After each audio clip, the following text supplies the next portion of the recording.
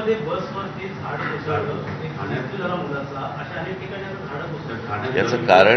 याचं कारण तुम्हाला आठवत असेल कदाचित, किंवा तुम्हाला मी गेली अनेक वर्ष या सगळ्या शहर कसं उभं राहतं, कसं उभं राहिलं पाहिजे याच्यावरती अनेकदा मी बोलत आलेलो आहे. या शहराच्या उभारणीकडे कोणाचंही लक्ष नाही. बिल्डरांना फक्त प्लॉट देत राहणं, विकत राहणं, त्यातनं पैशातून राजकारणातून या सगळ्या गोष्टी, एवढंच फक्त महाराष्ट्रामध्ये सुरू आहे. लोकांना चांगलं आयुष्य मिळावं याच्यासाठी म्हणूनचा काय कुठच्याही गोष्टी सुरू, नुसते रस्ते आणि पूल यातनं शहरं उभी होत नसतात. आपल्याकडे डेव्हलपमेंट प्लॅन येतो पण टाउन प्लॅनिंग होत नाही.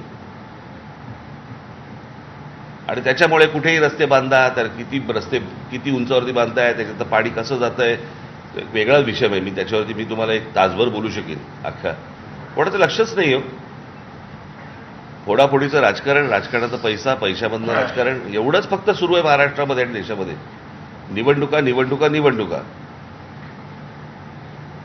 येणाऱ्या काळात सिमेंटच्या जंगलातच आपल्याला राहायला लागेल का? आत्ता कुठे राहताय?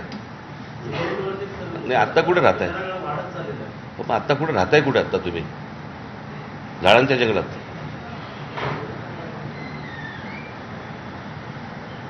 कारण याला काही आकार उखारच नाहीये, कोणाला माहितीच नाहीये काही. ठाण्याच्या वेगळी परिस्थिती आहे. दर पावसाळ्यामध्ये किमान 12 ते 15 झाडाची जुनी झाडे ती पावसाळ्यात पडतात आणि गेल्या 9 वर्ष.